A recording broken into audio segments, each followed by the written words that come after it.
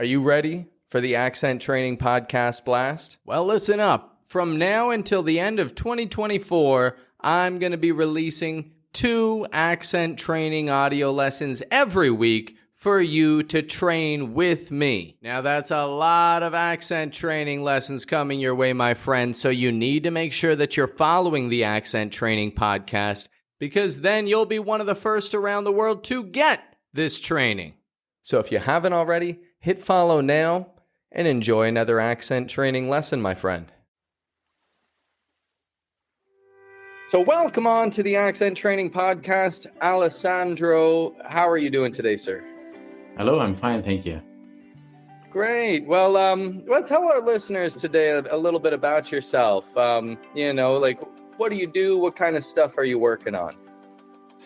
Well, my name is Alessandro. I'm Italian, but I've lived in Germany for many years, and I'm a doctor.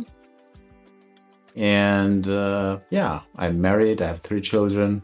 Yeah, that's my life. Yeah, perfect. Now, we worked together for, 6 months, I suppose, 5 or 6, I think 5. Sort of, I guess, yeah. Yeah, because August was kind of on and off. I know that English is something you've dedicated a lot of your life to. And I know even outside of our classes, you do a couple different services to try to, keep things up to a good standard. I'm just curious, what keeps you working so hard? Why is English so important to you to develop? A couple of years ago, 2 years ago, I guess, I decided I wanted to improve my English. And I was kind of a midlife crisis thing, I guess. And I've started watching movies in English and Cambly. Yeah, a good pronunciation has always been something that I aimed for. At some point, I saw your videos on YouTube, and I decided, this guy is fine. I think he can teach me something, and so I called you. Was this like the first, time you had worked with a coach on pronunciation when you reached out to me? Yeah, it was the first time. I think if you want to learn English, it's important to focus on a particular pronunciation. Otherwise, it will be very overwhelming because you have like the British variety of English, the American variety of English, and a couple of like other minor varieties. And if you don't focus on a specific variety, basic at the end of the day, you don't know how to pronounce word. It doesn't matter which kind of variety, but it's important to pick one. That's at least my opinion. Of course, German has also a couple of varieties. You have the Swiss German, for example. But I mean, there's like the majority of people who learn German learn the standard German variety, which is spoken in Germany. And you would like pick the Swiss variety just only if you want to live in Switzerland. But it's definitely like a minor variety. And how would you say then that your training has helped you find your voice in English, or how would you say it's helped you find a variety that's good for you? I mean, of course, you have a lot of resources nowadays. You can find a lot of tutors on YouTube, which make videos whatsoever. But since I don't live in an English-speaking country, making this journey with you was pretty cool and pretty success-oriented, if I can say that, because you just point out the things that are important. So I don't have to look for them. I develop with you quicker than compared if I would have done alone. So that's why I think my pronunciation improved quicker compared to the journey if I would have been alone. And just curious, what did you feel was stopping things from progressing before seeing a coach?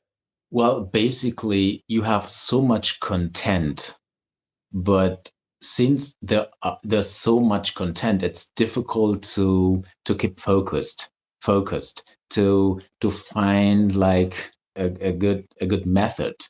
I mean, you can watch a video and another video or whatsoever, but you don't have somebody who basically leads you. And sometimes, I mean, I caught myself like he pointed out this kind of vowel, I should pronounce it that way. Otherwise, it would have been like sort of a guess.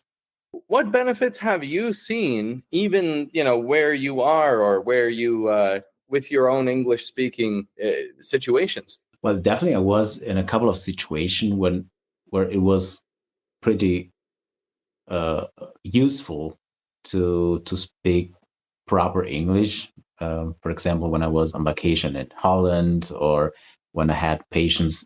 I'm a doctor, so a couple of times I had patients which were not German speaking, so I could practice my English, and I felt really confident, and of course it was like useful in these situations. Speaking proper English was first of all something I wanted as a self improvement. Being aware I've improved is something that I really enjoyed. It's something like emotional, if I can say that. Like, what have you enjoyed the most then about the process of developing your American accent? What's been the most fun for you? Well, just improving. I felt more confident, and I also have to acknowledge that by pronouncing things better, I can also recognize the sounds better. So I can understand like movies and series way easier than before. I guess, yeah, movies and series, those are kind of the main, opportunities that you can really listen to people speaking. What steps have you been able to take as a non-native English speaker in general? I mean, with accent training, with the other things, that have gotten you to this point? Because we mentioned a couple of things, YouTube and working with me and, with Cambly. But I'd just like to ask, because right now there's someone listening in, maybe in Pakistan who has never seen an American in their life, but they love the culture. Maybe they have dreams of moving to the United States someday. How can that person, what resources can they use in order to see progress here? There's a lot of resources right now. I mean, 2024, we have a lot of podcasts which are very, very, very useful. And I think I mentioned this during my commute to work. Like listening to podcasts is something that is so efficient and so easy to do. Depending on your topic, the topic you like the most, it's so easy to find something that uh, basically catches your attention, and just just look things up, and I mean Mm-hmm. it will work. I'm sure. It's like Taylor Swift put out a new summertime album or whatever, and it's like, oh, sure, great music, but is that going to improve your English? On the way to work, is that going to improve your English when you're driving or taking the bus or the train? I Probably not, but a podcast may be more likely to do it. Yeah. Yeah, no, I think like listen to music. I mean, if you don't, you should put a little bit of effort, definitely. Like listening to music just by itself, it won't help if you don't try to do it in a more scientific way, like trying to pick up words and looking them up, and just by listening music like without any effort, I think it won't work. I mean, if you like music, you can listen to Taylor Swift or whatsoever, but you have to look up things like the words you don't understand, and maybe you can try to recognize idioms and whatsoever. But definitely you have to put a little bit of effort. You've got a pretty good idea of where you've come from, what's worked for you and everything. And like, what do you feel your English speaking plans are moving forward? Well, to be honest, I'm pretty content right now. But of course, I've always longed for perfection in my life. And that's why I will try to improve even more. And which is kind of difficult, to be honest, like not if you don't live in an English speaking country. But I will definitely try to improve even more. And I think I will. I don't want to brag, but I think I will. Um, I don't know. I don't know.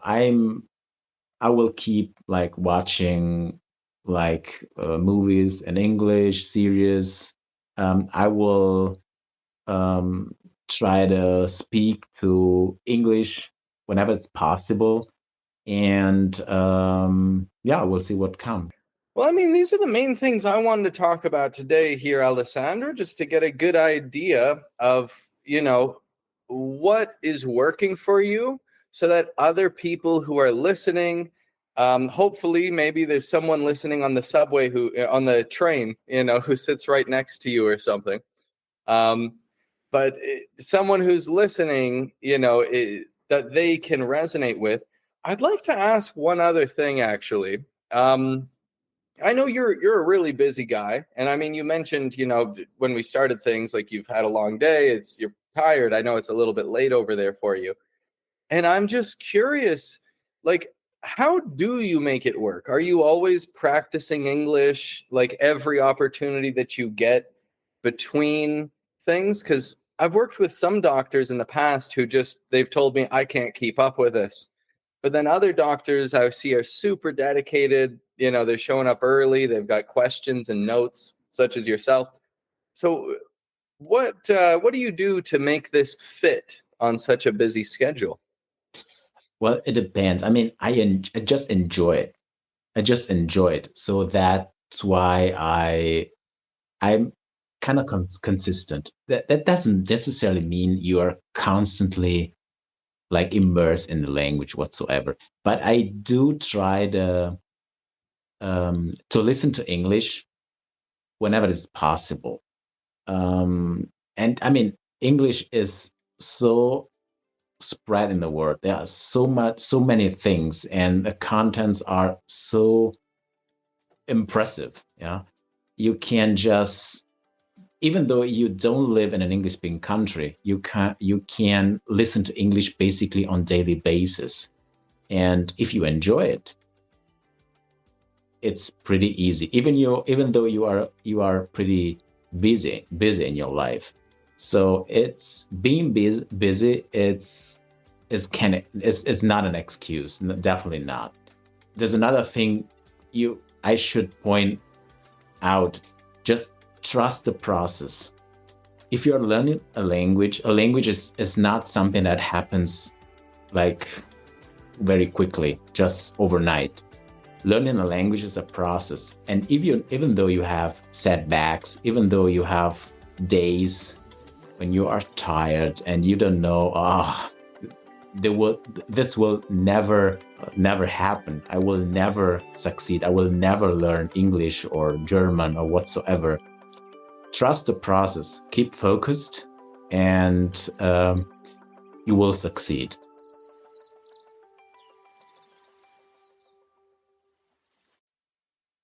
Hey guys, looks like you made it all the way to the end of the lesson. You are the true one percenters of accent training. Look, I know one percenters who can make it halfway through a lesson, but making it all the way through, you guys are the best. And so I'd like to ask you specifically a question. Is it a priority for you to express yourself in English just as clearly and confidently as you do in your native language? Well, my friend, you're in luck. I have positions available for accent training, and I'm looking for the one percenters who want to train hard to develop their English speaking for key professional interactions and networking. Now, you're thinking, I really want to train with this guy, and so I need to connect with you. Down below, there's a description box on this podcast episode. There's a link in it that says, Coach with me, one-on-one. If you fill out the application there and I see that I can help you, my team will reach out to you in the next 24 hours. You can tell me what you need help with, what your goals are, and we're going to crush it together, my friend. I would love to see you get to the next level professionally. I know that you want the same thing, and I'd love to go with you on that journey. So right now, if you want to partner up with me, if you want to team up with me and go to the next level, I want you to go to the description box below right now, click on the link, fill out your information, and we'll talk to you in the next 24 hours. Let's do this.